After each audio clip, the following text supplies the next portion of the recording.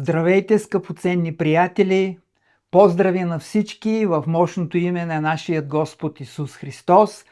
Добре дошли в нашата последна сесия от поредицата Благовестие или религия, с която имахме за цел да ви представим училището на славното благовестие и съответно, ако имате интерес или желание за по-задълбочено изучаване на славните истини, представени в това благовестие в Новия Завет от апостол Павел, да се запишете и да станете част от тези християни, които Павел определя терминът с зрели синове на Бога, познаващи тайната и истината на славното благовестие за нашето спасение, а също така и да не бъдем вече деца, както казва Павел, блъскани и завличани от всеки вятър на учение, а здраво установени в истината, за която Исус Христос каза, че само тя може да ни донесе свобода във всяка област от нашия живот, както е казал, и ще познаете истината. Не просто ще знаем за нея, ще я познаете. С други думи, познанието на истината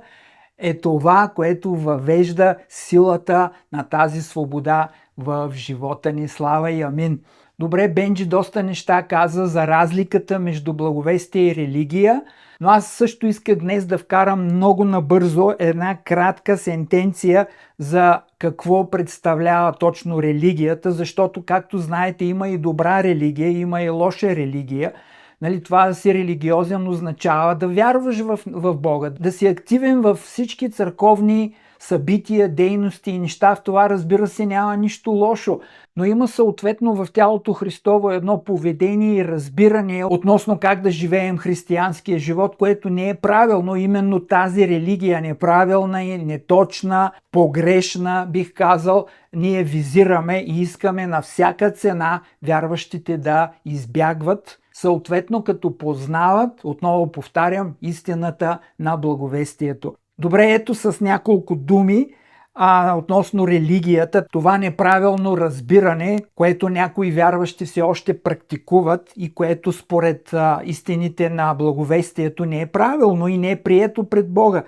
Религията обикновенно се определя като човешки стремеж да се достигне до Бога чрез дела и следване на правила, което често води съответно до гордост и несигурност. Нека да го повторя. Религията обикновено се определя като човешки стремеж да се достигне до Бога с наши собствени усилия, с наши собствени средства, изработени чрез нашата собствена сила, нали така? Изследване на правила, установени правила, външни правила, което често от своя страна води до гордост, издигане на себето, въздигане на себето, а оттам същевременно и несигурност, защото такъв вид поведение и такъв вид практики те никога не могат да те въведат в съвършена пълнота на стоене пред Бога. Винаги нещо ще ти достига, понеже знаеш и сам познаваш своята недостатъчност. Чуй сега, обратно на това, диаметрално противоположно на това съответно е благовестието. Или благовестието означава добрата, радостна, велика вест за нашето спасение и за всеки дар, който Исус Христос самостоятелно изработи за нас в наша полза и ни го подари безплатно. Окей? И казва, обратно на това е благовестието. Добрата новина, че Бог е достигнал вече до човечеството чрез Исус Христос. Бог стигна до нас, ние стигнахме до Него, както знаете в началото, изградиха тази кула Вавилон с човешки усилия, с човешки методи, с човешки разбирания да си направят име, да стигнат до Бога чрез техни собствени средства. Бог не му хареса това не беше неговия план, слезе сред тях, разбърка езиците им и ги разпръсна по цялата земя. Но благовестието ни казва точно обратното, че Бог слезе до нас. И не само, че Той слезе до нас и ни намери и ни спаси, но съответно много красив стих от апостол Йоан казва: в това се състои любовта. Не, че ние първи възлюбихме Бога и ние черпим кредит от това нещо, а Бог първо ни възлюби нас. Дори още като бяхме паднали, като бяхме слаби, като бяхме грешни, Той ни възлюби именно незаслужено, даром по благодат, в състоянието на падналост и прегрешение и мъртви в прегрешенията си, в което се намирахме. И така, обратно на религията е благовестието, че Бог е достигнал до човечеството чрез Исус Христос, предлагайки спасение като безплатен дар на благодат, което води съответно до смирена радост и послушание, водени от благодарност, а не от страх. Нека да го повторя. Което разбиране и което осъзнаване какво Бог е платил, какво Бог е направил, какво ни остава на нас да направим. Много просто. Смирена радост, послушание, водени от благодарност, а не от страх.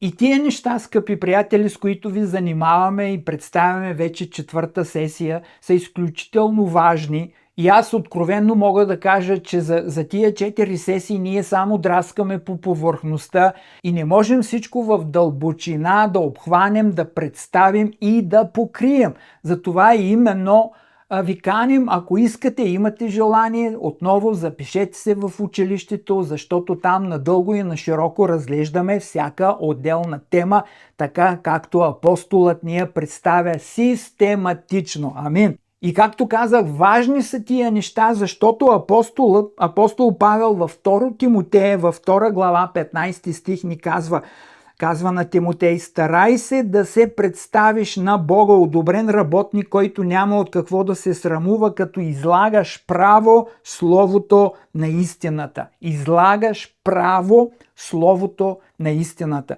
Сега, това е малко перефразиран превод. Сиреч малко по-обяснителен и не е буквален. Но буквалният превод има нещо много конкретно застъпено, нещо много силно представено. Павел тук казва на Тимотей, давайки едно сравнение, а именно да отрежеш нещо вертикално в съвършена правота, без никакво кривене, като го отделиш от друго нещо, без да правиш някакви кривини или застъпвания. И вижте за каква дума е употребил апостола Сиреч, с каква прецизност ние трябва да боравим, когато дойде време за излагане истините на Божието Слово и на благовестието, как ние не трябва да кривим, не трябва да ги смесваме и да ги застъпваме нещата, а трябва да поставяме ясно разграничение между тях. По същият начин бих казал, както когато един месар реже определени части от тялото на животното, нали? Да кажем, това е теле, защото там най-много се използват тия различни части от мускулите и от тялото в производството на различни видове стекове, месо и части, нали, които се употребяват за храна. И той взема определените части и съвършенно ги изрязва, без да застъпва от другите части, а съвършенно ги отделя. И така имаме филе, имаме рибица, имаме пържола, имаме с кост, имаме всички тия части. Едната е от едно място, другата е от друго и те са ясно, конкретно разграничени. Дори в кулинарията са направили таблици с тях, в които таблиците ти можеш да ги научиш и да поставиш ясно разграничение. Но как ще се стигне до там, ако този месар не вземе един остър нож и прецизно, както се казва, като с скалпел, прецизно стигне точно между съединението между двете части и постави този разрив и казва: това е едно нещо с едно име, това ще бъде друго нещо, друга част с друго име. Така и ние, приятели, не трябва да правим смесица, не трябва да позволяваме да се припокриват нещата. а трябва да правим ясно, конкретно, прецизно разграничение, както е предупредил апостолът, на всички тия истини и да не позволяваме на хората да остават в объркване, в двоеумие и в неяснота. Сиреч благовестието е едно, религията е изцяло друго. Те нямат нищо общо, те не се смесват, не се подпомагат, не работят в синергия, те са противоположни. Едното води надолу, другото води нагоре, едното те събаря и те забавя и те спира, а другото те привдига и те усилва пред Бога. Слава и амин! Добре, като казваме за тяхната противоположност, нека да видим сега какво ни въвежда и какво ни представя благовестието. За разлика от тази лоша, неправилна религия, което е позиция и разбирания на човека, които са неправилни, как да се кооперира с Бога и да работи съответно неговите очаквания. Естествено, за благовестието можем да говорим, вече се говори 2000 години и ние така можем още 1000 години да говорим само за силата, за величието, за истините, за дълбочините му. Ние нямаме време за това, така че само накратко, бегло ще представя няколко кратки изречения и сентенции. Благовестието най-вече въвежда така нареченото свършено дело на Исус и кръста. Благовестието ти разкрива нов сезон на време и те въвежда, каните и те въвежда в него. Ние го наричаме диспенсация на Божията благодат, но да не ставаме многословни с теологични термини, нека да ги държим простички нещата.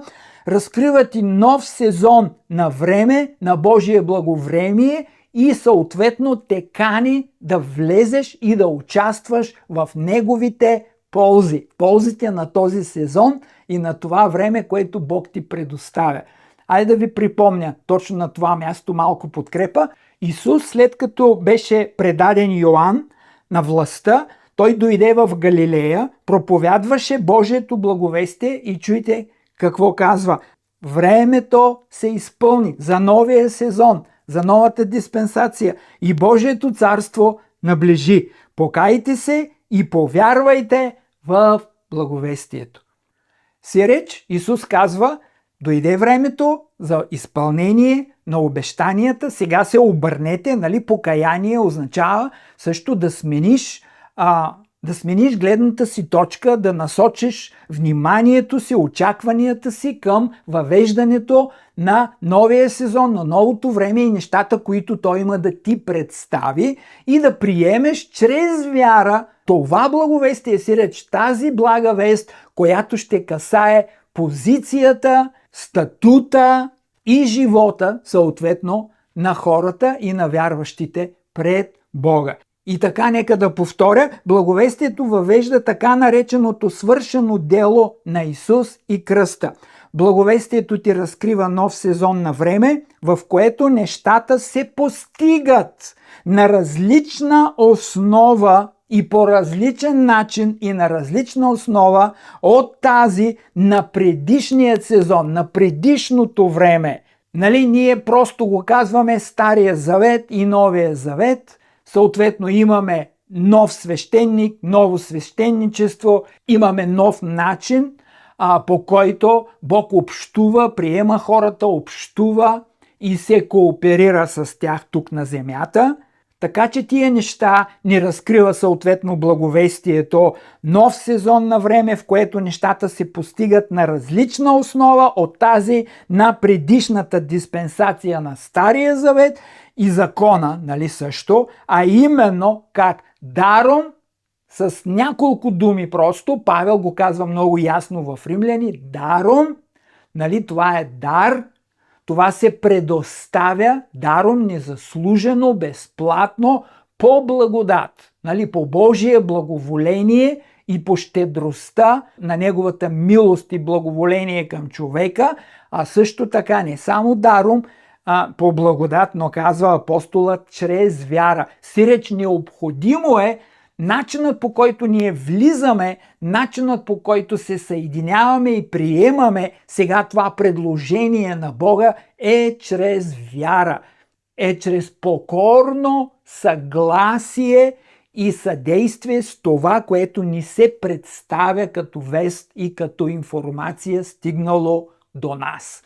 И още няколко думички във връзка с това. Благовестието ти разкрива кой си станал, какво се е случило с теб, къде си поставен пред Бога и как да живееш, да прилагаш и съответно да израстваш във всички тези привилегии, които благовестието ти предлага да усвоиш, да приложиш и да практикуваш в твоя живот чрез вяра. Всички тези благословения, всички тези ползи, всичко това, което бих конкретизирал с терминът богатствата на Неговата благодат, Бог сега, чрез благовестието, е предоставил напълно свободно, напълно разположение да черпим, да прилагаме и съответно да се идентифицираме с тях. Искам да отбележа, че тия благословения са налични, те са готови, и в тях има целият потенциал да потекат в живота ни и да станат жизнена съставна част от нашия живот, без никакви заслуги, без никакви дисквалификации и условия. Всичко това благодарение единствено и само на това, което Христос постигна за нас, плати, направи и щедро, казва, разпръсна и даде на сиромасите. И както знаете, в полза на яснота, в полза на по-задълбочено разбиране, винаги обичам да ви давам някакви примери, картинни примери, с които се опитваме да обясним и да внесем малко повече яснота в тия теологични заявления за духовните реалности и истини. И разбира се, това е правилният начин, защото сам Исус, както знаете, говореше винаги с различни сравнения, с различни примери от житието и битието на хората и се опитваше по този начин да представи и да изясни силата на духовните принципи в техните умове. И тук веднага искам да отидем в Деяния 14 глава, 7 стих, един от любимите ми пасажи, когато дойде време да представяме благовестието и неговата сила, преди няколко години, бих казал, може би 4 години, Бог ми го откри това нещо, го видях за първи път и то блесна с такава сила и слава и все още продължава да държи сърцето ми в един триумф, в една радост. Просто искам да го споделя с тебе. Виж колко конкретно и колко ясно в този пасаж ни се представя какво е благовестието в своята същина, какво носи, какво съдържа, как действа и как се прилага в живота на един човек. Забележете, че този човек не е кръстен, не е повярвал, не е минал курс за обучение. Този човек дори социално е с много нисък статут на просек, на инвалид, на пълен инвалид, който е роден в това състояние. И той изцяло няма никъде откъде да почерпи някакъв стимул, да почерпи някакво вдъхновение, да придобие някаква увереност от някъде, от неговите собствен живот, сили, заобикаляща среда. Няма откъде той изобщо да почерпи, както казах, вдъхновение за някаква съществена промяна. Така се е родил, така го е заварял, ако мога да кажа, съдбата, средата, всичко така си живее и той не намира по-човешки в естеството, дори да му мине през ума най-малка идея, че има някакъв вариант за промяна. О, слава на Бога, обаче такъв вариант има и такава възможност има и то конкретно представена в случая в лицето на славното благовестие на Исус Христос, за което той избра апостол Павел и го изпрати до езичниците. И Павел с неговия малък мисионерски тим и служение пристига в Листра, и казва: там благовестваха. Това е може би един от най-кратките стихове в Новия Завет, Деяние 14 глава, 7 стих или 6. И там благовестваха, там представиха благовестието, там изложиха благовестието. Не религия, не наставнически закони, правила, условия и такива неща, а славната истина за това, което Исус изработи, плати и ни съответно ни кани да станем участници. Има и друг много кратък стих, който казва: Исус плака. Исус заплака, Исус се разплака в Йоанна при възкресението на Лазар. Но и този стих също ни представя със своята конкретност нещо много силно. И виж следствието от проповядване на благовестието. О, слава! А в Листра седеше някой си човек. Защо се казва някой? Защото може да бъде всеки един от нас. Слава на Бога, но всеки един от нас по същият начин може да бъде квалифициран и да стане участник в славните състояния на това, в което Исус ни вика чрез това благословение. Този някой си човек, немощен в краката си, недъгав от рождението си, който никога не беше ходил. О, представете си, приятели, аз искам да се движа напред, но само за момент искам бързо да го хванеш, колко много той е дисквалифициран, колко много е неспособен, колко много той е свикнал с това, колко много е трениран ментално, физически, в тия свои ограничения, в това свое състояние на инвалидност, колко много това е станало неговата втора природа. И въпреки това, приятели, вижте за моменталността на силата на благовестието да нахлува в твоя живот, да те променя, да те трансформира, да те издига, да те благославя, да те освобождава. Мога да продължа с още много такива подобни термини, но виж за какво става въпрос. Той слушаше Павел като говореше. Той слушаше Павел като говореше. Аз съм казвал и пак ще повторя, няма нищо по-силно в този свят от Божието Слово. И в Стария Завет, и в Новия Завет няма нищо по-силно на този свят от Божието Слово. И Павел съответно говори, той е проповедник на Божията благодат, както сам той определя себе си. На благовестието, на благата, радостна вест, която Исус Христос разкри, квалифицира Павел, обучава го, разкри му неща и го изпрати същевременно да вложи това разбиране, това познание и тази яснота в умовете, в сърцата и в разбиранията на хора, които бяха дисквалифицирани, които бяха в мрак, в невежество, кланяха се на идоли, бяха погубени в греховете си. Във всичко това той го изпрати да им донесе поканата, да им донесе моменталността на Божията готовност да те направи друг, да те направи различен, да те издигне от стария ти живот на падение и да те въведе в възхода и триумфа на Неговата слава, където Той стои. Сложи ни да седнем, Ефесяни 2 глава, като ни съвъзкреси с Него, сложи ни да седнем и да стоим, не само за един ден, а да останем там и да стоим заедно с Него в небесни места, отдясно на привилегията, да бъдеш почетен като достоен, да бъдеш и да останеш в присъствието на Бога, дори повече от херовими, ангели и серафими, а като Негов син и наследник. Слава да бъде на името му. Той слушаше Павел като говореше. Това е достатъчно. Да чуеш истината и съответно като вникнеш в нея, тази истина като я познаеш, тя ще доведе до съответните резултати. И както сме получавали в училището, че силата е в семето. Нали? Силата е в семето да произвежда, защото Божието Слово е сравнено с семе, а всяко семе произвежда по своя собствен вид. И съответно, когато посееш това семе, каквото е семето, такъв вид резултати, плодове ще има манифестирани в почвата или в нивата, съответно в нашия живот, в нашите сърца, в нашите състояние, когато приемем това благовестие като Божие Слово да го зачене в нас с вяра, то веднага носи и дава резултати.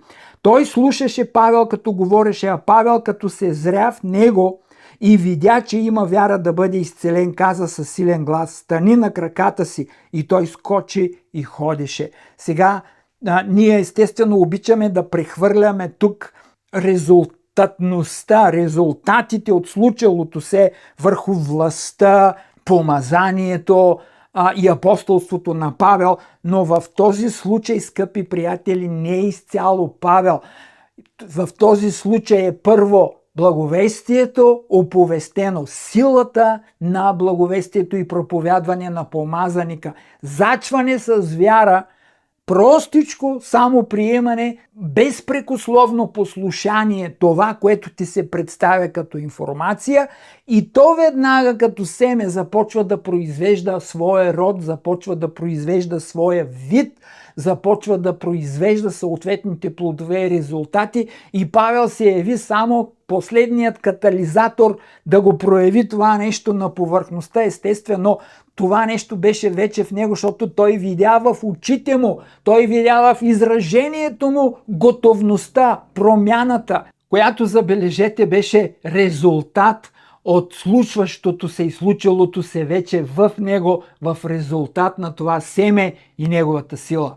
Виждате ли какъв ефект може да има благовестието, когато бъде прието в живота ни? Пряко нашите традиции, пряко нашите познания, пряко нашите дисквалификации и всичко това, то може да въведе и да имплементира живот в нас, сила с нови качества, с нов произход, които са небесни и които съответно, забележете, не проистичат и не произлизат от нашия произход и от нашия живот.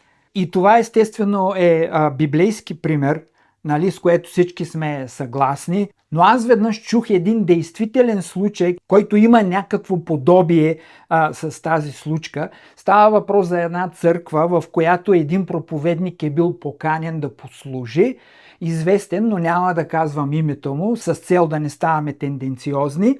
И той отива там по молба и по покана да послужи в тая църква, като е бил предупреден, че хората не са способни за много възвишени интелектуални схващания и разбирания, ако може да държи проповедта си, да я представи по най-семплия и по най-достъпния и прост начин. И съответно той искал да се кооперира, проповедникът, с желанието на пастира, отива там и държи, нали, една основна линия, едни базови неща, с които адресира службата и събранието. Какво става обаче? В тая църква е имало едно семейство, мъж и жена, които са били част от църквата и посещават. Всъщност жената е била вярваща, а мъжът е бил от индиански произход, нали, става въпрос за Америка, и с индиански произход, много голям, много такъв внушителен човек, но той е бил пълен алкохолик. И от време на време, когато той трябвало да води жена си на служба, на църква, понеже тя нямала книжка с колата, от време на време тя го принуждавала той да влиза в църква, но ставали много често скандали, понеже той е бил пияница, той е бил алкохолизиран, съответно имало някакво демонично влияние в живота му поради тия неща. И на няколко пъти са ставали страшни скандали в църквата с него, като той е трушал, чупел неща, хвърлял, крещял, викал и са викали полицията. На няколко пъти са викали полицията да идва и да го арестува. И когато дошъл този проповедник да проповядва тази вечер, това семейство дошло и съответно и индианецът и той седнал отзад и станал част от събранието. И проповедникът обяснява за какво е наблягал и какво е говорил в неговата проповед. И посланието основно било акцентувано върху Римляни 10:13, който призове Господа, който призове Господнето име, ще се спаси. Той представил библейската истина и наблегнал на няколко пъти върху този стих съответно. В един момент индианецът се изправил, тръгнал напред и всички хора били ужасени и те си помислили, ето поредният скандал, ето поредният ужас, който има да се случи в нашата църква и то именно по време на гостуването на този проповедник и всички били просто вцепенени. Индианецът излязал напред, стигнал до място там, пътеката и олтара, както му казваме, паднал на колене и извикал с много силен глас 3 пъти: Исусе! Исусе! Исусе! Задържал се за няколко секунди, и после се изправил, обърнал се и искал да се върне обратно, да се седне на мястото. Църквата, проповедникът не знаел какво става, обаче църквата, понеже го познава, вярващите, старите вярващи, стареи, дякони там, събрани, служители, пастора, всички, в един момент те разбират всъщност, че става пробив в живота му, в резултат на това, което се проповядва на тази проста истина, той осъзнава, той получава покана и той получава вход в небесното царство на Бога, даром по благодат, само и единствено ако призове името на Господа. И той решава, разбира се, веднага да се възползва от това предложение и от това съобщение и става и всъщност буквално изпълнява това, което апостолът, препоръката на апостола или предложението, и вика 3 пъти вика името на Исус. И вижте сега, в неговото разбиране, според това, което е било писано, това вече е било достатъчно за неговото спасение и той получил убеждение, че със стария човек е приключено, със стария живот, че той е спасен и се изправил и тръгва да се връща обратно. Обаче хората от наоколо, осъзнавайки какво се случва, че това е велик момент, който да хвана, че този човек се покайва, че този човек в момента се обръща към Бога и това нещо може и да не се повтори, според техните разбирания. Скочили всичките и се опитвали по някакъв начин да го задържат и по някакъв начин да прибавят други условия и други неща, които да се покайва за греховете си, да изповядва това, да направи другото. Всички тия условия, които ние понякога предлагаме на хората като условие, чрез което те да променят живота си и да бъдат спасени. Обаче забележете неговата реакция. Той казал, какво искаш ти от мене? И те казват, не, ти трябва сега да направиш това, трябва да кажеш другото. И той казал, аз съм нов човек, аз съм спасен. И те му казват, не, ти си спасен, обаче не си още спасен. Трябва сега това да направиш. С някакъв протокол от определени изисквания, те тръгнали към него да се възползват. Обаче забележете неговата реакция. Той казал, не, това е абсолютно достатъчно. Пише го в книгата, аз го чух, книгата го казва, аз го направих, съответно аз получавам и аз имам това, което книгата заявява за мен. Защо ви ги споделям тия неща? Както за куция човек, виждате, така и този реален, действителен случай всъщност от житейския опит на този проповедник, който той веднъж сподели тази история с нас, която е много показателна, че той човек в последствие се обръща, той става посветен вярващ единствено и само на това малко семе, на тая проста вяра, с която това благовестие нахлува вертикално отгоре в живота му и му казва, че той може, че е за него, че е сега и че ще бъде резултатно. А религията винаги ти казва, че още не е дошло времето, че не е за тебе, а за някой по-специален и че не е безплатно, а винаги ти трябва да прибавиш, да платиш и да добавиш, да направиш нещо по този въпрос. Колко важни са тия неща, скъпи приятели! И докато се подготвях днес за тая сесия, и кръстосвам през стихове, през истории, през мислите ми минават различни неща. И случайно Бог, търсех една дума, и случайно Бог спря вниманието ми на една всеизвестна случка, случката от Кана Галилейска, където Исус превръща водата в вино. И Бог ми наблегна на един малък детайл, който съответно аз искам да използвам за основа на тия концепции, които ти представям във връзка с Божиите истини за благовестието. И вижте сега, знаете, историята няма да я чета цялата надълго и на широко, нямаме време. Нямат вино, майката на Исус му казва, те нямат вино. Исус ѝ казва, часът ми не е дошъл. Тя казва, каквото ви каже, направете. Те изпълняват. Исус им казва, напълнете делвите. Ето Исус, 2 глава, 7 стих, Исус им казва, напълнете делвите с вода. Там имаше, определено количество делви за измиване и числото 6, ясно. Но друга ми е целта. Друго нещо искам да ти посоча. Напълнете делвите с вода. Чуй сега. И напълниха ги догоре. Напълниха ги догоре. Край. Свършено. Пълни са. Приготвени са. Готови са. По Негова заповед. Окей? Тогава, забележи думата, тогава им казва, налейте сега. Нека да бъде подчертано това в твоето съзнание, в твоя ум, тая дума с големи букви. Сега. Сега налейте. Та занесете на настойника на огощението. Добре? И това ми представя Бог, че времето, сезона, новото време, в което живеем, сезонът на Божията благодат, по благодат чрез вяра, в което сме поканени да влезем, да участваме и съответно да усвоим и да приложим всички ползи и благословения в нашия живот. Това ни кани благовестието.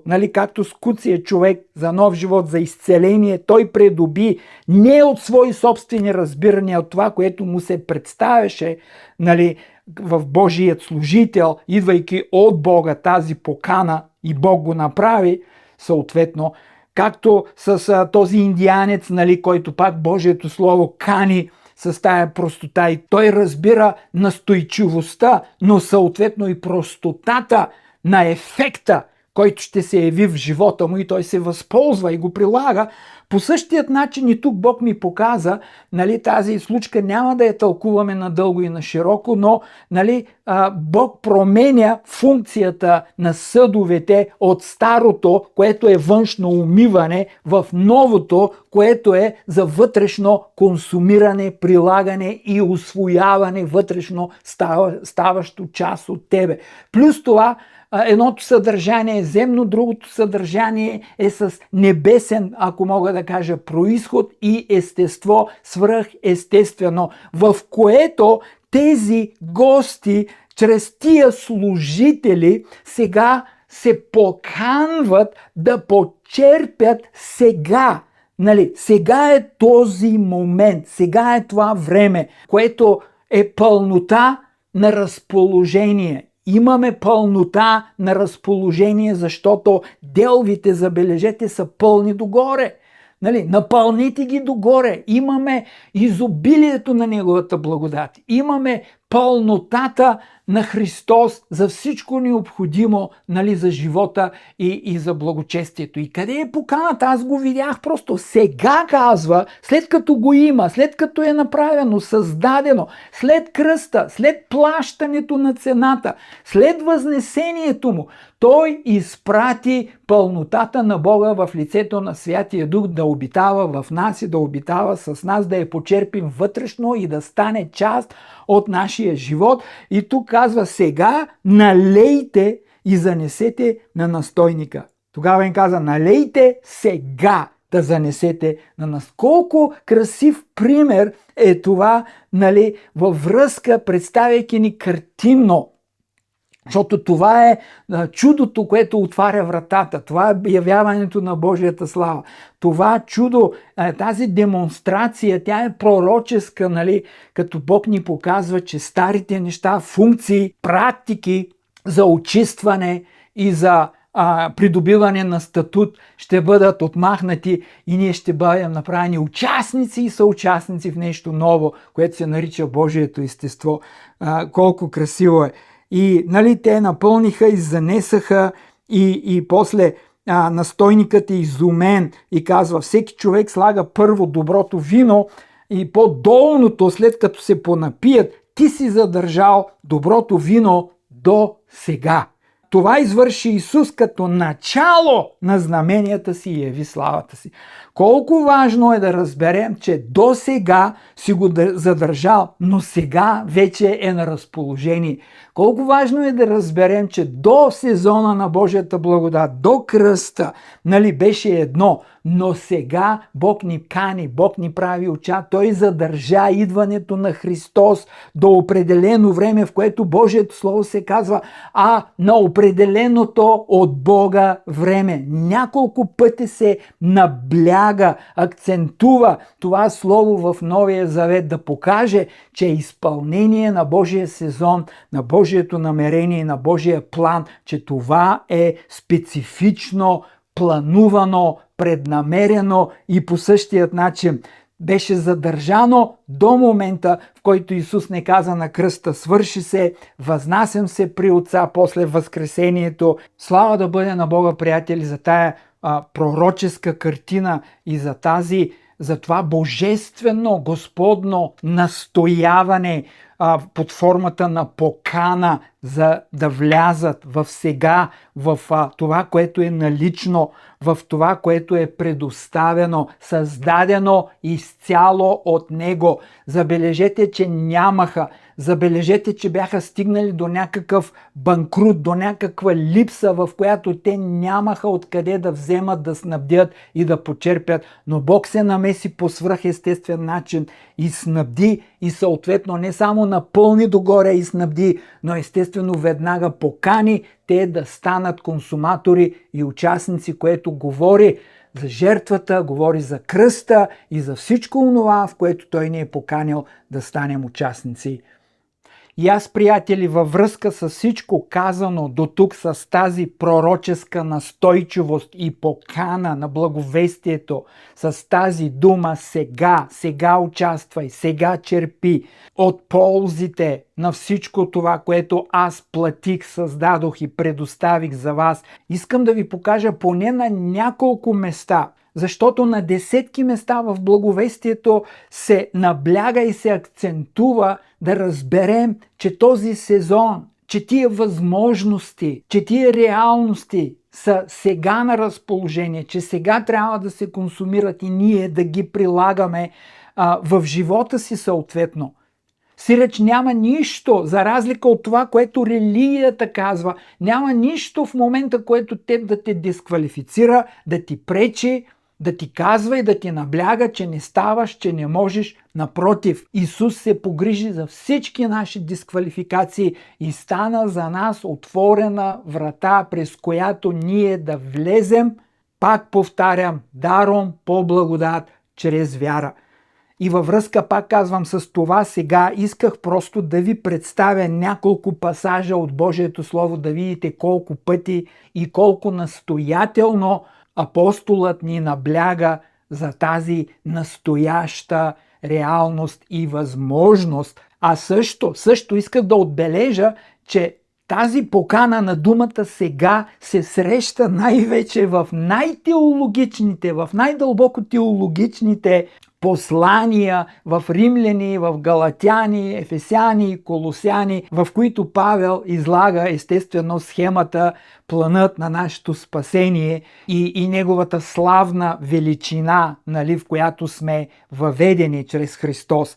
Така че Римляни 3, например, 19 се казва: знаем, че това, което говори закона, говори го за ония, които са под закон, нали? За да затули Бог всяка уста и да бъде целият свят доведен до виновност пред Бога.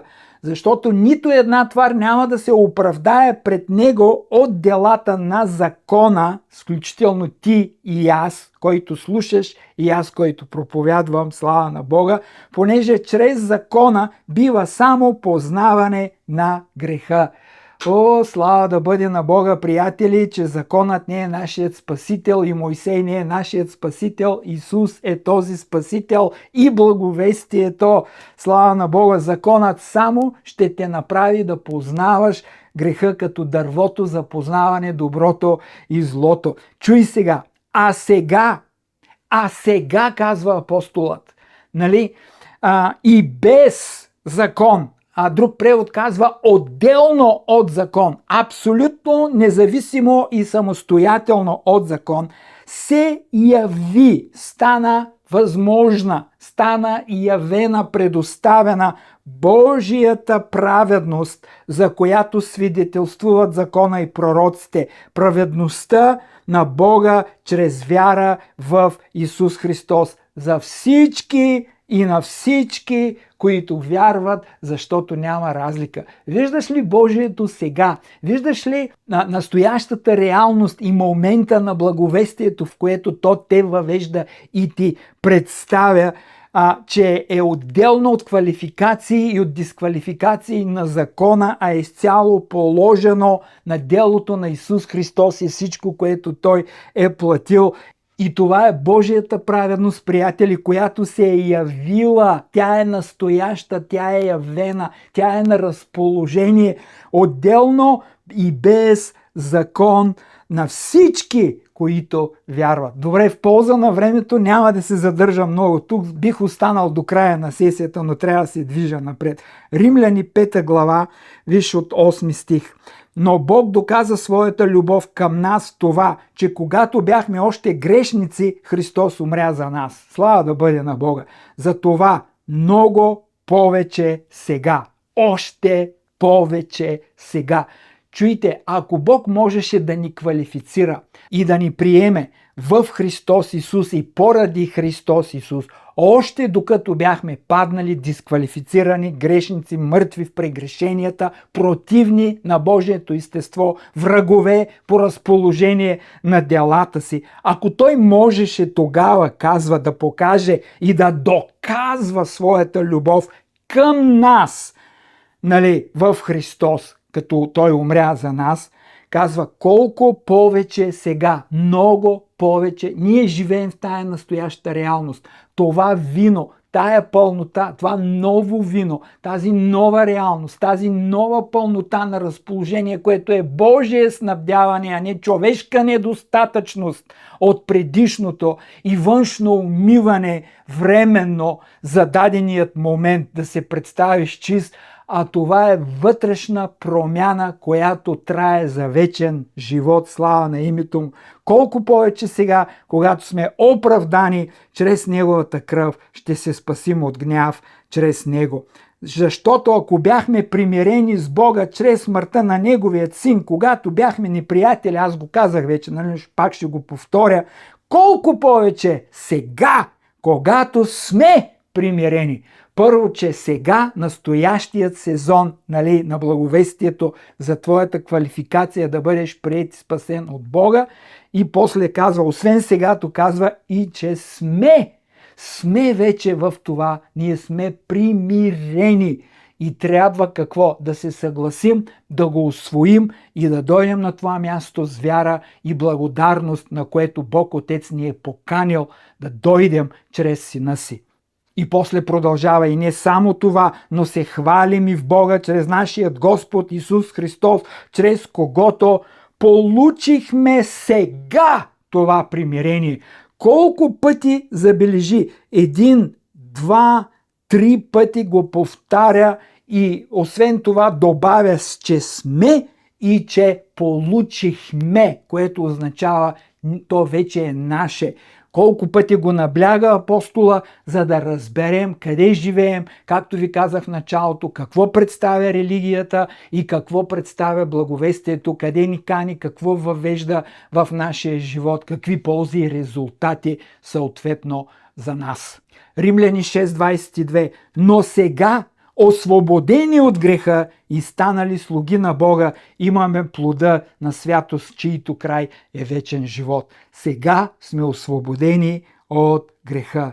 Не утре, не в други ден. Като го чуем това благовестие, ние разбираме, че нашата дисквалификация, наследена от първият Адам, от неговото падане, от неговото дисквалифициране, отхвърляне от Божието присъствие, от неговата духовна смърт и съответно произвеждаща по своя вид, подобие и образ, същия вид хора, отделени от Бога, мъртви духовно, този грях беше предаден, това прегрешение предадено и продължено до идването на вторият Адам, Исус Христос, който чрез своята жертва сложи край на този поток, сложи край на тая връзка и ни свърза с себе си, свързани с Бога и ни освободи от робството и от гнета на този грях, който ние унаследихме от първия Адам.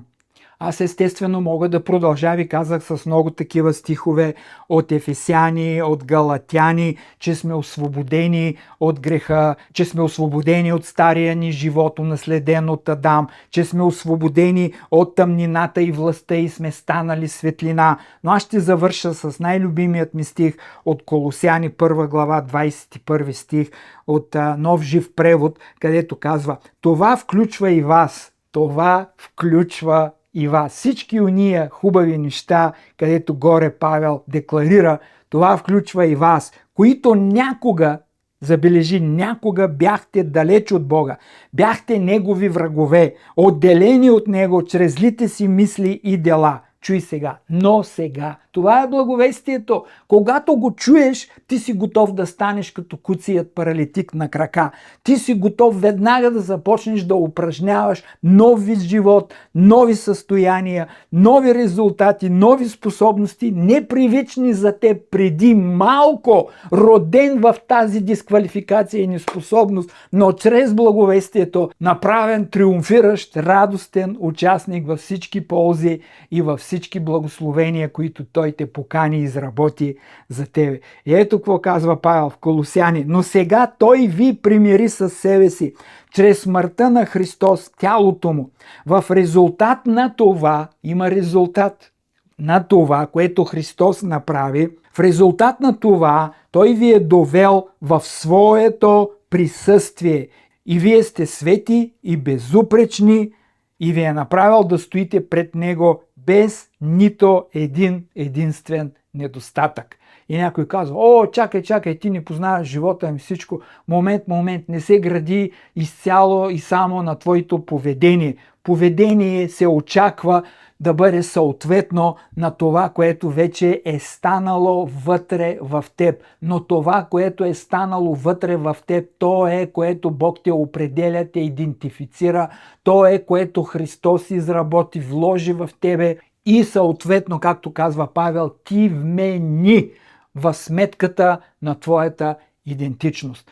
Защото ако има един недостатък или едно нещо, което ни дисквалифицира пред Бога, съответно това означава, че Христос не го е платил, Христос не го е покрил, Христос не се е погрижал, което означава, че Христовата жертва не е достатъчна. Ние не можем да мислим така, ние не можем дори да допуснем такова нещо, защото такъв вариант никъде няма в теологията, изложена на страниците на Новия Завет, като казваше, че той плати пълна цена, той плати, покри всичко и той беше съвършен и безупречен, слава да бъде на името му, и благодарение на това, което той плати като смърт на кръста, Бог счете за достатъчно да отвори завесата, да отвори храма, да те покани вътре и да станеш част от Неговата слава и от Неговото присъствие върнат обратно. Слава да бъде на Бога и на величието на Неговата любов, с която ни възлюби и плати такава цена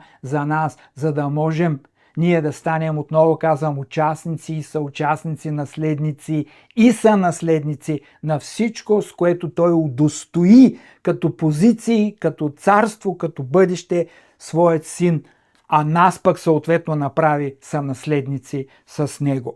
И така, приятели, това е само една повърхностна, бегла част с едри штрихи представено силата, величието, настойчивостта на благовестието, къде ни кани, какво то ни обявява, каква е разликата съответно с религията и какво религията прави. Аз винаги с една кратка сентенция съм определял религията, че нейното отношение към те, пак повтарям, винаги ще бъде не ти, не сега и не безплатно.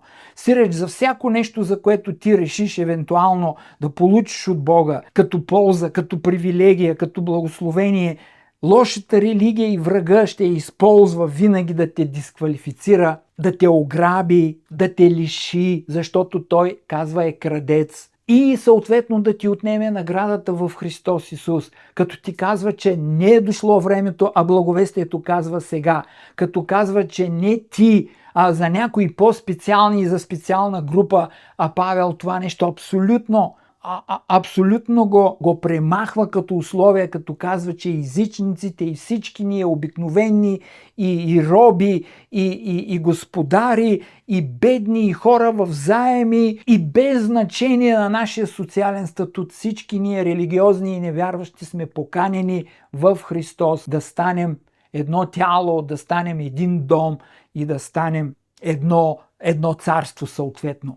Но идеята ми беше, че това само повърхностно го представихме от тук, от там, и понеже времето ни напредна, аз искам да вкарам една леко малко по-практична част, нали, в края, защото когато ги изучаваме тия неща или когато ги проповядваме съответно, те предизвикват въпроси в хората и някой може да си каже: добре, относно свършеното дело, относно всичко, добре, ние нищо ли да не правим тогава? Тогава нашата активност и нашето действие как се охарактеризират, как се квалифицират пред Бога и в нас самите, с какво разбиране? Ние трябва ли да правим нещо или не трябва да правим нищо, нали, след като е по благодат чрез вяра, а не от дела?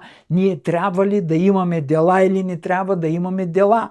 Именно тук на това място ние го изучаваме това в училището за цели 4 сесии, които са наречени свършеното дело, нали?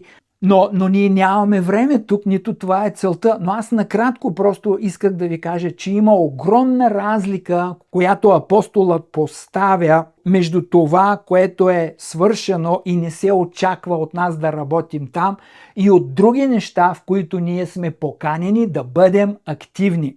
И то съответно активни до крайната възможност на нашето желание и сили. Но ние трябва, както казва Павел към Тимотей в началото, да правим ясно разграничение и правилно да разделяме това, което е свършено, завършено от Бога, от Христос, постигнато, че ние нито сме поканени, нито се очаква ни най-малко от нас да добавяме и да участваме в тия неща, а само да ги възприемаме. Но съответно оттам нататък това, което приемем, и както ви казах в първата сесия, благодата на Бога и благовестието ни дават нов живот и вкарват и инжектират в нас нов живот. Този нов живот, какво очаква Бог и какво е неговото очакване? Да дава съответни плодове, да дава съответни проявления, което означава, че в други области от нашия живот, различни от тия, които Христос плати, изработи и завърши, в други области от нашия живот, ние сме поканени настойчиво да имаме плодове, да имаме активност, да бъдем активни, да бъдем деятелни и да участваме на дело практически в нашия живот, доколкото можем и доколкото ни стигат сили. Така че аз искам да направя едно разграничение ясно, както апостолът, повтарям, ни кани да правим ясно разграничение между това и между другото. За съжаление, много проповедници, много служители и учители не правят конкретна разлика и това съответно води до объркване в вярващите. И те не знаят съответно в коя област от живота си да прилагат активност, да практикуват силата на този нов живот, нали, в кои области, или пък от друга страна, в кои области само ти си облагодетелствано лице или така нареченият наследник. О, слава да бъде на Бога! Така че в тая посока до края на нашата сесия аз искам накратко просто да вкарам една част от това, което, само една част, нямаме време за повече, от това, което конкретно е свършено изцяло от Исус и не се очаква не сме поканени, нито Бог има някакво очакване ние да работим в тая област и да постигаме нещо. И уния области, съответно, в които Той ни е поканял и имаме апостолско наставничество и покана да практикуваме, да участваме и да прилагаме на дело в живота си. Искам да започна с Римляни 8.3. Понеже това, което беше невъзможно за закона, поради това, изискванията на Божия свят стандарт, поради това, че беше слаб заради плътта на човека, Бог го извърши. Разбирате ли какво ни казва апостола? Поради това, че ние нямахме сили да изпълним Божия стандарт, който в лицето на закона беше твърде висок и твърде непосилен, Бог слезе сам, Бог се облече в човешка плът, Бог взе на себе си нашият образ и Бог изпълни това изискване и очакване на Бога, стана наш представител за нас, както първият Адам, така сега, Исус като втори Адам.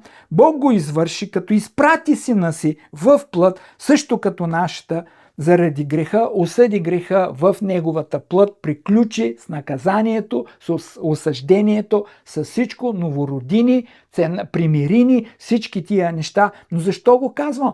Много просто. За тия неща ние нямахме сила, нямахме възможност. Исус ги извърши, Исус ги покри, Исус ги плати, така че нека да му дадем слава и да не пипаме там и да не се занимаваме с тия неща, а само да възприемаме, само да усвояваме и съответно да му благодарим за всичко, което е постигнал като Божий агнец и като победител на света, като каза: аз победих света.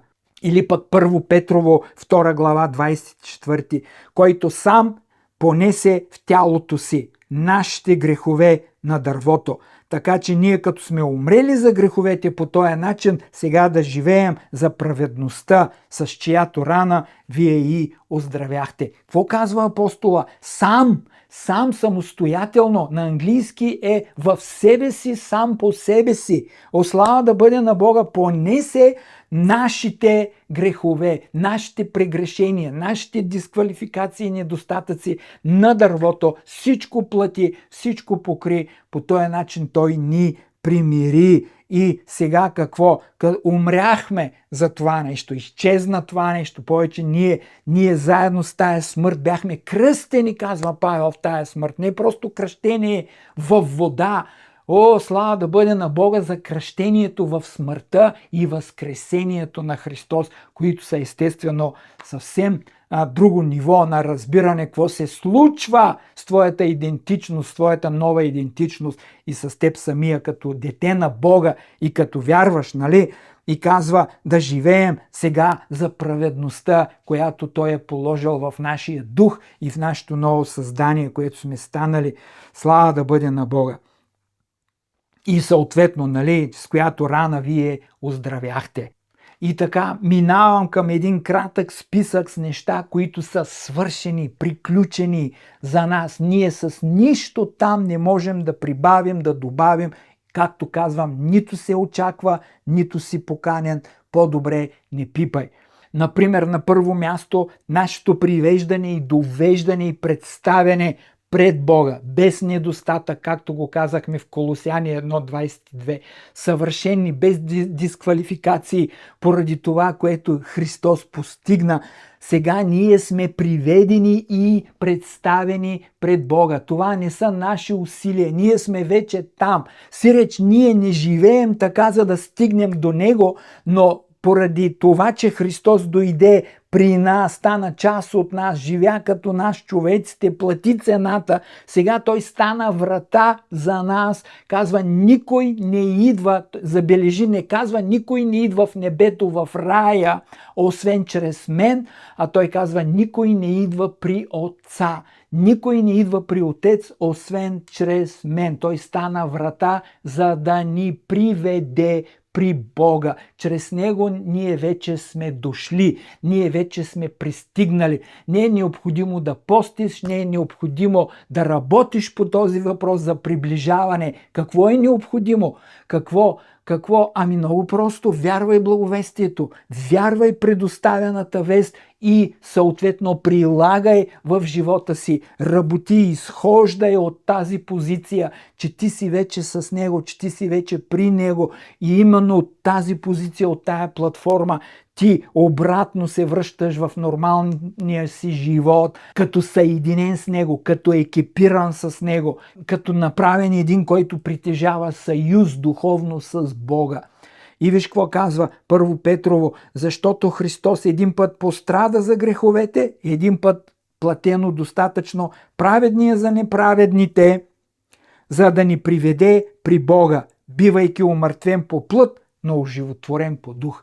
Умъртвен по плът, ние умряхме с тая смърт, старата ни грешна натура и какво стана? Оживотворен по дух Христос, заедно с това оживотворяване, Той ни съвъзкреси. Неговото възкресение не е само за Него индивидуално, това възкресение касаеше цялото човечество и по-точно тия, които ще повярват и ще приемат благата вест и ще станат съучастници и причастници на Божието естество. Затова и апостолът предупреждава 1 Коринтияни 15 глава и казва, ако Христос не е възкръснал, вие суетна е нашата вяра, суетна е вашата вяра и вие сте още в греховете си останали. Но той не спира до там, но сега.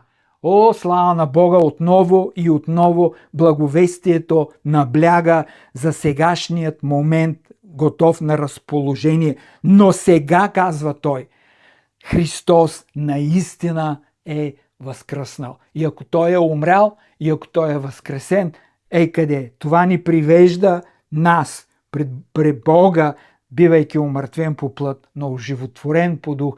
Ти беше умъртвен, старият ти човек и идентичност, и беше оживотворен също по дух. И един ден Бог и тия смъртни тела, казва той, ще трансформира и ще преобрази в слава. Слава да бъде на името му. Добре, следващо нещо, нашето освобождение от силата на греха и на смъртта и от принца на този свят. Въпреки че споменах малко по този въпрос в началото, пак ще повторя, Римляни 8.2 казва, защото законът на духа на живот в Христос Исус. Разбирате ли, че нашият живот е с духовна същност, духовен произход от Бога и Святия Дух определя този живот като в Христос Исус. Не в първият Адам, в нашият стар произход, а духовно в новият произход от вторият Адам, който е Христос. Именно тази сила, това ново съществуване, тази нова реалност на нов живот в Христос Исус ни прави свободни от принципа и закона на греха и на смъртта. Разбирате ли, това Той го постига, това Той го имплементира, това Той го вкарва в живота ни и го предоставя. Това ние не можем по никакъв начин, с никакви средства на молитви, на практики, на посвещения, на каквото и да било, а само на вяра, на усвояване, благодарност към свършеното дело и славното величие на тия реалности, които благовестието предоставя на теб и на мен. Добре, Римляни 5, 8, 9. Една тема, която не се говори, не се засяга, не се набляга, а тя е най-широко разпространена, най-наблягана в благовестието и в Новия Завет. Темата и въпроса за нашето оправдание. И хората не се интересуват, и хората изобщо не отдават внимание, като забравят, че нашият проблем пред Бога беше виновност. Как? Коя е тая виновност? Виновността на Адам пред Бога и Ева, нашите праотци, беше вменена на цялото човечество. Не нашите лични прегрешения, с които ние произвеждахме неправилно поведение пред Бога, а основна главна дисквалификация, идваща от корена, от произхода на нашето съществуване. В първият Адам ние бяхме виновни пред Бога с неговата виновност. Албена говори вече за това, за делото на един човек, за оправданието и за вменяването на греха. И сега виж какво казва Римляни 5.8. Ето казва, че нашето оправдание е свършено дело, сиреч от вината, която ние бяхме намерени виновни пред Бога поради нашият произход в първият Адам. Той приключи в Христос, премахна го това нещо и ни оправда. Сега ние сме невинни от изискването на този грях, на това падение и сме приети в наш нов представител, който е Исус Христос. Ние стоим пред Бога, биваме квалифицирани и приети от Него на основание на нашият представител, на нашият глава, от когото идва нашият нов живот и съществуване, което съответно е Исус Христос. Но Бог доказа своята любов към нас това, че когато бяхме още грешници, що трябва да работим в последствие по този въпрос? То надали някой се интересува, за съжаление, от оправдание, нали? Много повече сигурно от освещение, но ти не можеш да бъдеш осветен, ако не си оправдан. Това са други теми. Заповядай в училището, ще изучаваме в дълбочина, систематично. Слава на Бога! Че когато бяхме още грешници, Христос умря за нас. Затова много повече сега, когато сме оправдани, чрез Неговата кръв ще се спасим от гняв. Казах го в началото, не исках да го пропусна отново, че ние вече сме оправдани. Виждаш ли, това е един списък от свършено дело, в което ние, повтарям, нямаме дори право. Не само не сме поканени, не само не се очаква.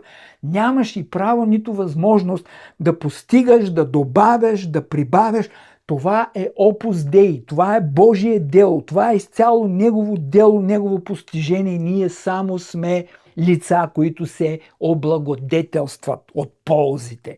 Добре, оправда, уневини, нали, друг термин, изкупи, опрости, Ефесяни 1.7, в Него имаме изкупление чрез Неговата кръв, опрощаване на прегрешение според богатството на Неговата благодат. Колосяни 2.13, вас, които бяхте мъртви в прегрешенията си, съживи с Него, като прости всичките ви престъпления. Виждаш ли, свършено дело е. Прощаването на нашите грехове е свършено дело в Христос Исус, пито, платено, покрито, край. Естествено има корекция, естествено има дисциплина, естествено има увещания, поправления от Бога към нас относно нашият менталитет, нашата култура, нашите привички, нашето поведение. Ние израстваме в това, ние се учим от Бога, ние изоставяме старите неща и навици и порядки и се обличаме с новите и израстваме в новите, като ги практикуваме. Но във всички тия слабости, спънки или незрялост, както я нарича апостола, това съвсем не означава, че ти си дисквалифициран, че не си приет от Бога и че не си готов днес да се възползваш от всички ползи на свършеното дело и на това, което благовестието казва за теб. И така, списъкът е дълъг. Той ни примири. Ние сме в пълен мир с Него. Няма да чета стиха, нямаме време. Враждата е премахната. Не просто премахната, тя не съществува. Тя е убита на кръста. Враждата е премахната, той ни примири. Ние сме свързани с Него, ние сме съединени. И тъй, братя мои, колкото за закона, вие умряхте чрез тялото Христово, за да се съчетаете с другиго, да се свържите с другиго. Забелязвате ли? С възкръсналият от мъртвите, за да принасяме плод на Бога. Ние сме свързани с Него, с един дух сме съединени. Ние сме осиновени, ние сме осветени. Няма да чета стихове. Ние също сме изцелени, което означава, че в духа Бог е обявил тая реалност на разположение, че тя е на разположение и ти можеш да се възползваш и да я прилагаш чрез вяра в твоя живот, във всяка област от живота, защото казва, направихте отец на много множества, приключено. И оттам нататък Бог никога повече не назовава Авраам, а оттам нататък той го назовава Авраам. Неговата нова същност, ново име, нова идентичност, Пред Бога това нещо приключи. Авраам приключи. Безплодният приключи. Пред Бога те направих, казва Римляни, отец на множества, когото повярва. По същият начин пред Бога ние сме всичко това, което ви казах, че Христос постигна, включително и Той те обяви и декларира за изцелен. От теб просто остава да усвоиш с вяра тази мощна декларация за твоята реалност и всички нейни ползи в Христос Исус.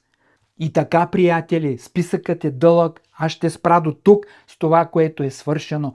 Ако имаш интерес, както ти казах, и наистина искаш да разбереш тия неща, ела заедно да изучаваме и да растем в заявленията на всички тия славни истини, в които сме поканени съответно да израстваме.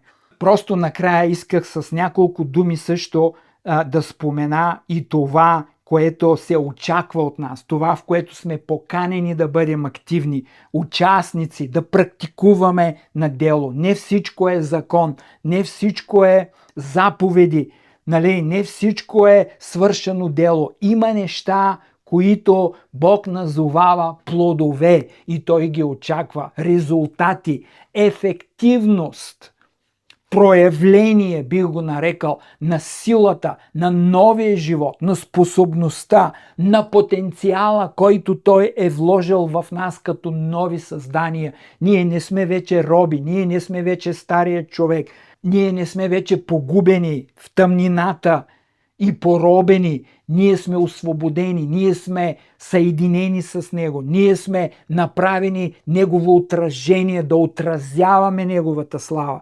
Затова и в Филипяни този толкова неправилно тълкуван стих изработвайте. След като виждате какво Бог е направил за вас, казва апостолът в Филипяни, изработвайте спасението си с страх и трепет. И после ние спираме до там и вкарваме една религиозна тенденция, която няма нищо общо с смисъла на това, което апостолът всъщност ни кани.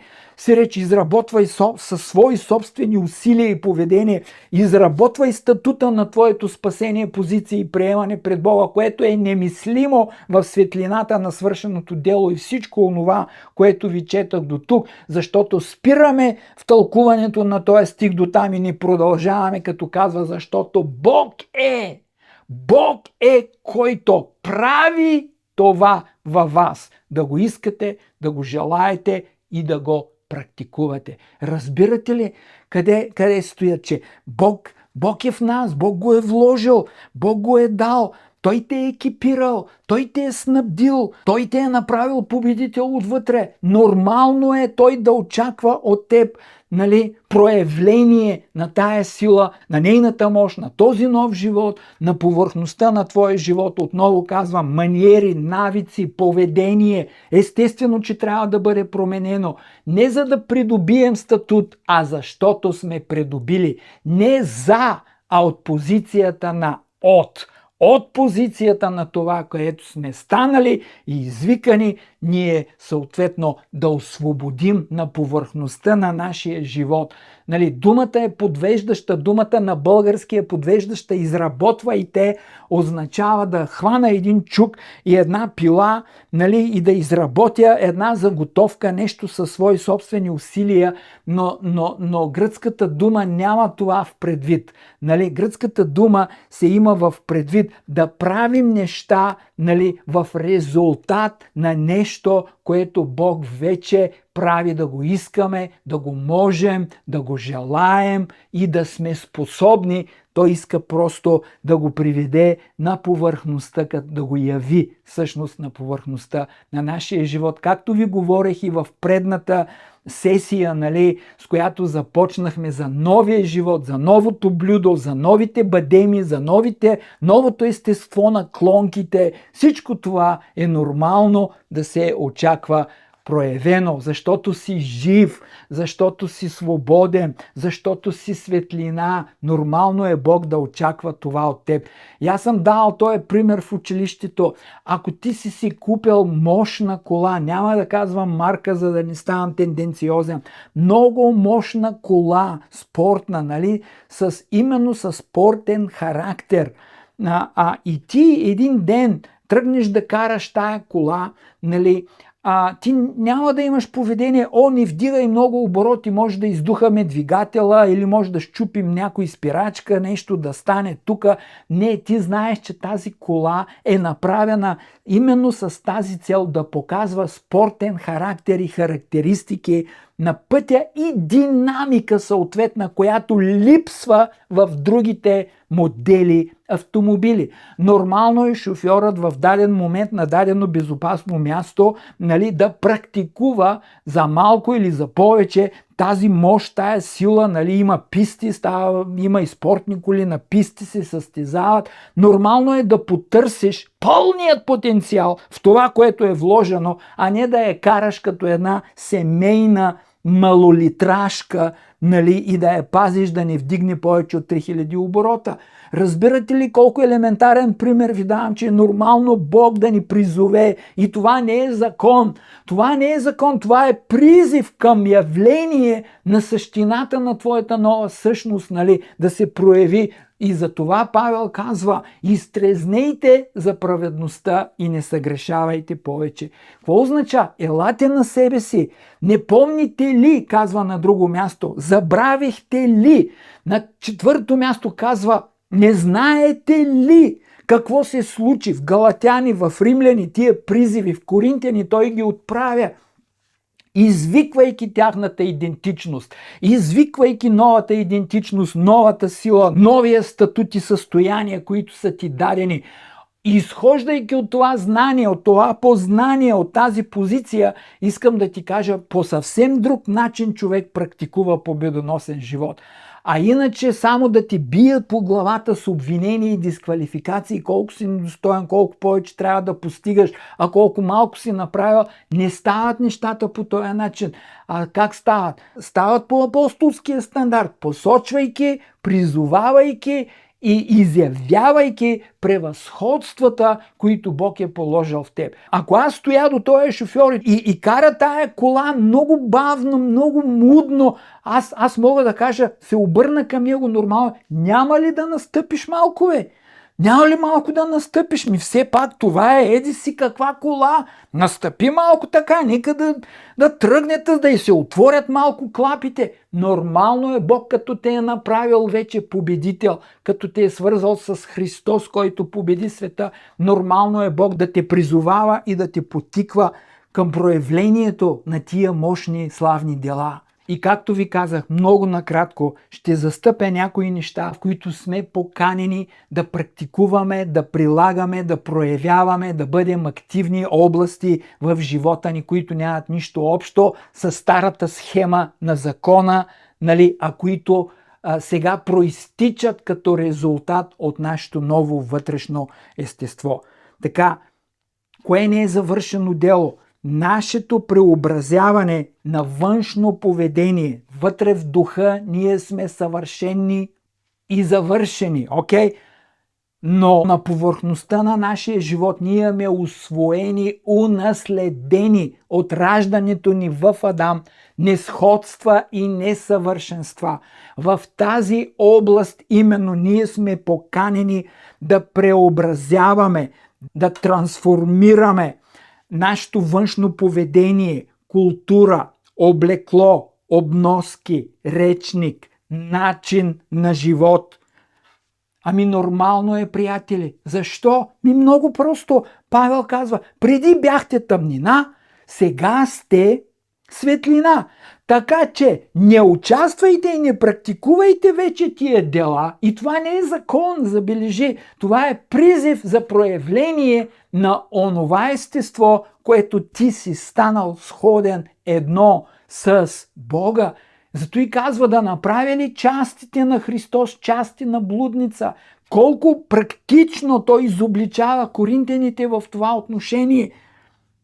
Нормално е, след като сте станали сега светлина, да не участвате в делата на тъмнината, а да ги изобличавате. Да ги осветяваме и да ги променяме и трансформираме. Сменяме поведението, сменяме агресията, сменяме маниерите, възприятия от света, които царуват в света. Да, спасен си, да, приет си от Бога, да, дете на Бога си, да, Бог продължава да те обича, но Той не може да бъде съгласен с твоето поведение, което е унаследено от света, а какво? Иска да го освети, иска да го преобразува и иска да стане съответно на онова, което ти вече си станал отвътре. Затова и той казва: елате на себе си, изтрезнейте, елате на себе си, изтрезнейте за вашата идентичност и за праведността, която царува сега и сте станали роби, според Римляни 6 глава. Нашият духовен растеж, нашето духовно израстване в духа не е завършено дело. Ние сме поканени до край, до ръста на Христовата пълнота. Не можем просто да легнем, да седнем и да кажем: няма нищо да правя, няма нищо вече, всичко е свършено. Не, има области, които са свършени, има области, в които ние сме поканени да бъдем активни. И това е зрялост, приятели, и това е правилно разпределяне на Божието Слово и на благовестието.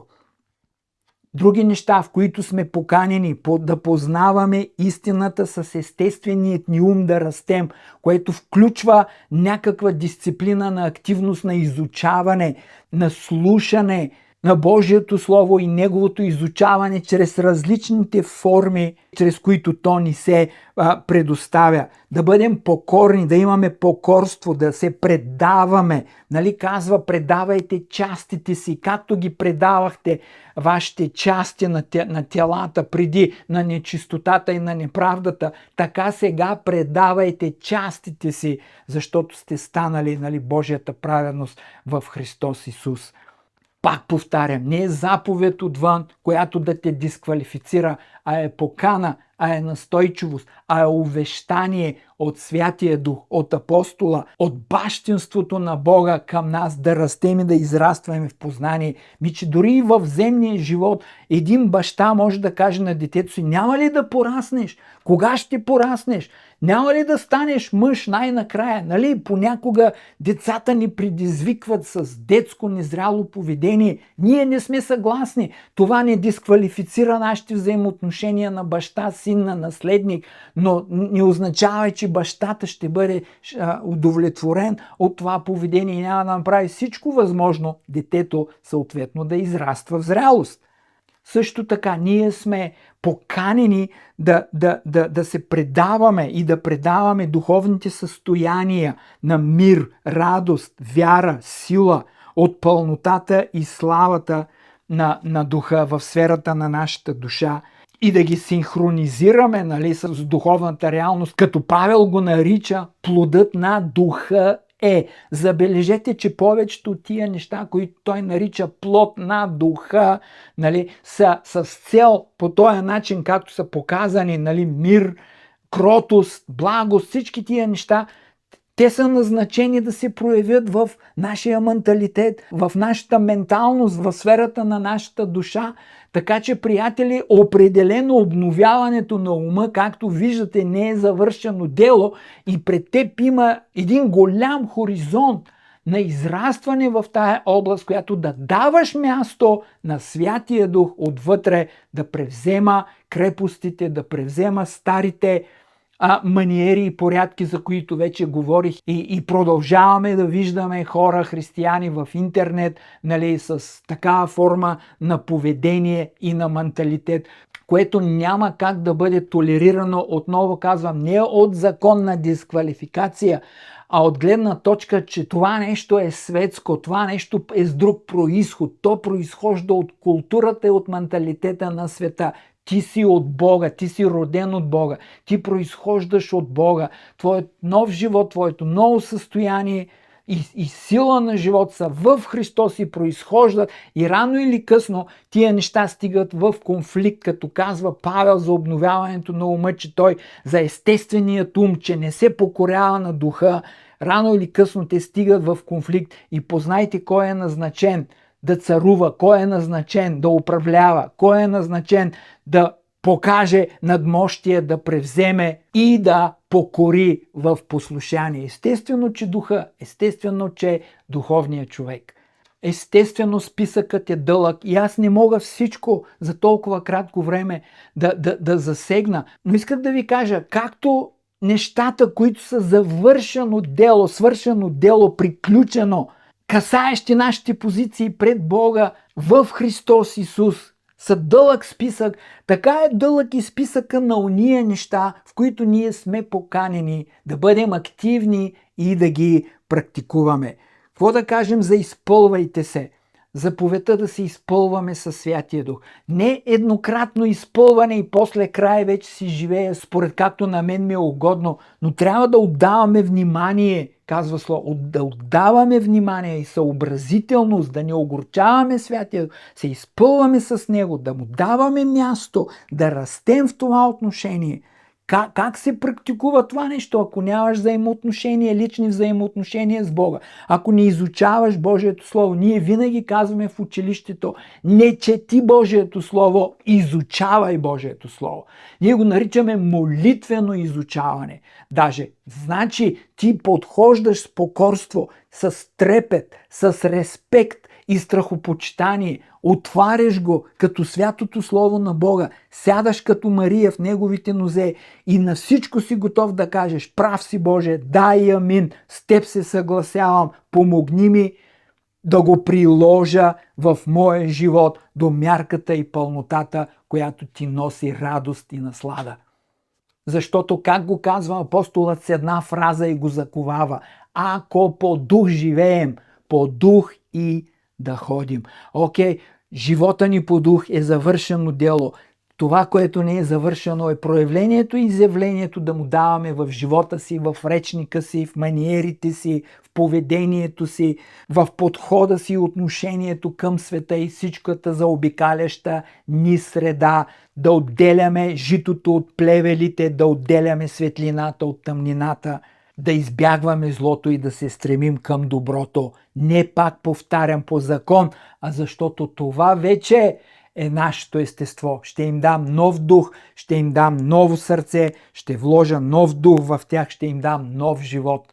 Ще отнема каменното сърце. Бог, за Него е нормално да очаква от теб способност да си покорен и да израстваш в духа, защото Той ти е дал този потенциал и напълно те е екипирал за това. И така, скъпи приятели, казах ви, списъкът е дълъг. Най-накрая, братя мои, заяквайте в Господа и в силата на Неговото могъщество. Ти си назначен да ставаш по-як. Не си приключил в тая област. Ти си назначен да израстваш в силата на Неговото могъщество. Словото ни кани да вземем някои неща. Вземете еди си кои неща. Нали? В друга покана има да стойте на определено място и пребъдвайте, да не напускаме увереността си, нали, да вземем някои неща и да ги прилагаме върху себе си, върху идентичността си, като казва: облечете се, сложете си тия и тия неща, вземете си Божието се оръжие, мислете за горното, сиреч не е приключено с това как ще мислиш. Утре може да ти дойде нова мисъл. Ти трябва да дисциплинираш ума си. Ти трябва да привеждаш ума си чрез практикуване, да го връщаш, нали, върху Божиите пасища, а не да го пращаш в пустинята на света. Казва: търсете. Нали, това не е свършено. Казва: говорете. Казва: да внимаваме, да упражняваме внимание, да предаваме частите си. С всичко това, какво исках да ви кажа? Не сме под закон 100%, но не сме и без отговорност. Откъде идва тая отговорност? От идентичността, от това, което си станал. Казвам, бащата говори на едно дете и му казва: не е прилично да правиш това. Няма да казвам какво заради епитетите и нещата, но просто знаете, че се казва: не е прилично да стоиш така, да правиш такива жестове. Той коригира, защото човекът не е маймуна. Той очаква се от него да има определена култура, възпитание и съответното поведение. Ами ние, приятели, сме царски синове, назначени да явяваме превъзходствата на Неговата слава. Нормално е в дадено отношение Бог да ни коригира, Бог да ни изобличи, Бог да ни дисциплинира. Чуй, това не е за като религията да те събори и да те принизи. Това е да те издигне и да те направи да царуваш и да стоиш в Неговите превъзходства. Слава и амин. И накрая последният призив казва: пожелавайте като новородени младенци чистото духовно мляко, чрез което да пораснете в пълнотата и зрелостта на вашето спасение, което вече е започнало в духа.